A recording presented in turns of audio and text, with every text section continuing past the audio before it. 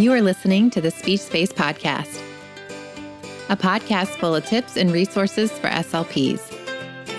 I'm your host, Jessica Cassidy, and this is episode 42.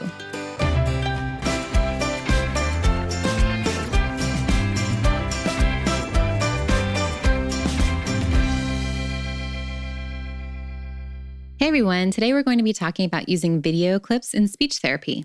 Before we get started, I wanted to take a brief moment to let you know that this podcast is brought to you by the Digital SLP membership site, which is a site that features time-saving, no-print, and low-prep resources for SLPs. Unfortunately, the Digital SLP membership is currently closed for new members. However, on January 15th of 2019, I plan to choose one lucky podcast reviewer to win a free year of access to the Digital SLP membership. So hop on over to iTunes and leave a review for the show and tune in on January 15th to see if you were the lucky winner.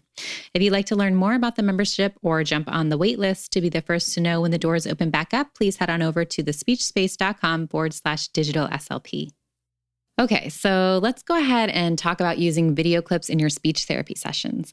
Today, we're going to cover why I like to use video, speech goals that can easily be addressed with video, and some of my favorite YouTube channels. So let's go ahead and start talking about why I like to use video.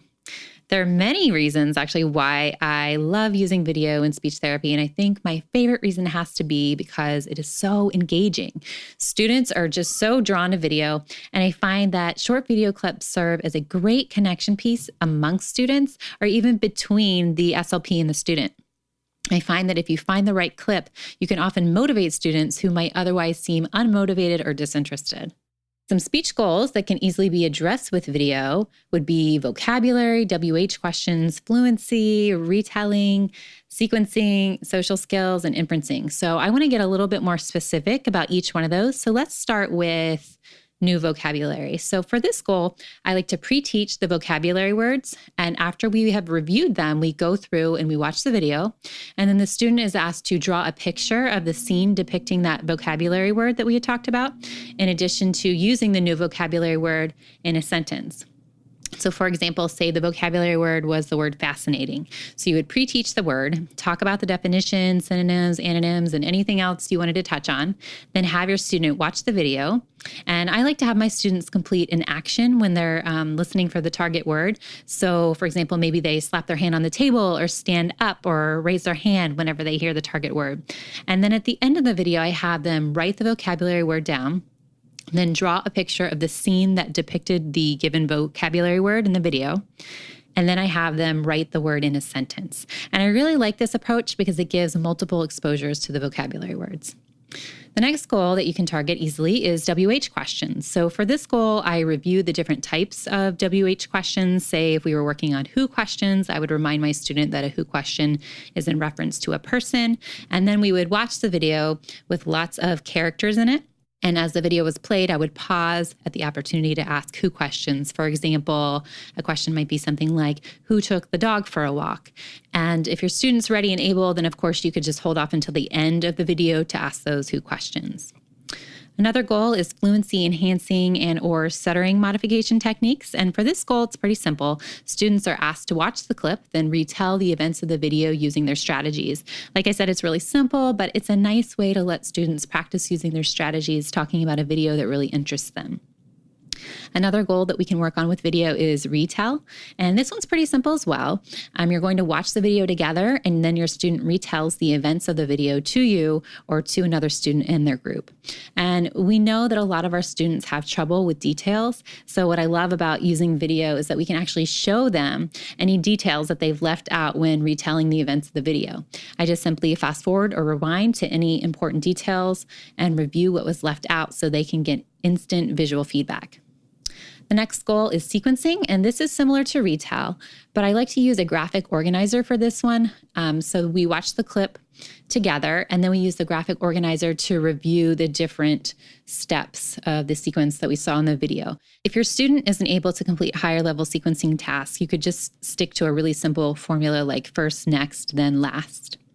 Another goal that we can work on is social skills. And I find that this is such a natural way to work on social skills because in reality, a lot of our students do watch video clips together or even watch them independently, but then go back and talk about it later and say something like, hey, Adam, have you seen that exploding watermelon video on YouTube?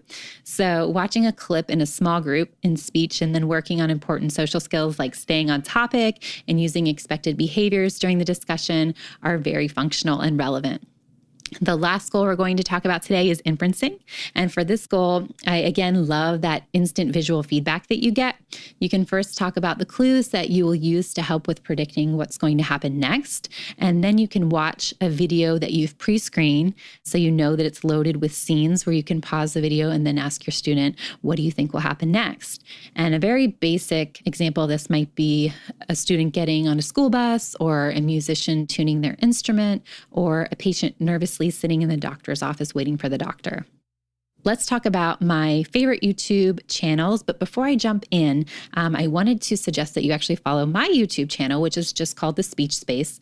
This is because I created a playlist for this podcast called 5 Videos for Speech Therapy that you can use in your speech therapy sessions this week. I will also leave a direct link in the show notes in case that's easier for you. So the first channel that I really like is Nat Geo Kids.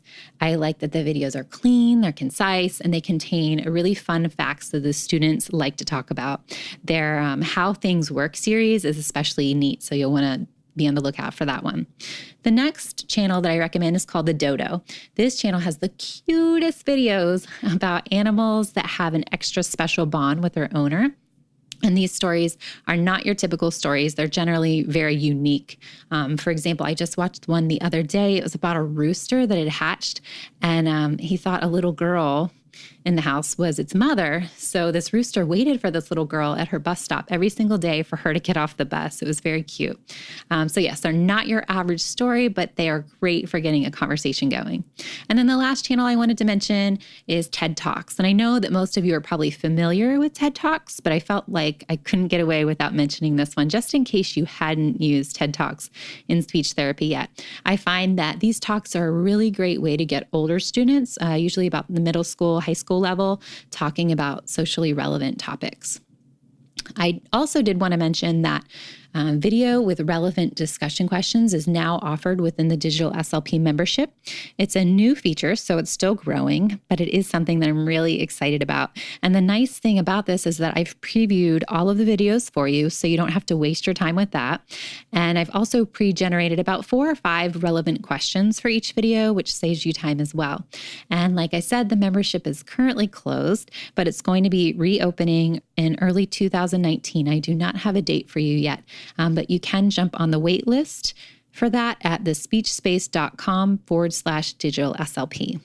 I hope that you all enjoyed listening to today's show. And as always, if you like what you heard, please take a second to give a 5-star review on iTunes to help your fellow SLPs find the show. And don't forget that one lucky winner who reviews the show by January the 15th will win a free annual subscription to the Digital SLP membership. And I will be announcing the winner on the January 15th podcast. So to access the show notes, I almost forgot to tell you guys about the show notes. To access the show notes from today's episode, go to bit.ly/video in speech. So that's bit.ly/video in speech. Okay, my friends, that is it for me for today. I thank you for tuning in, and I hope that you have a great week.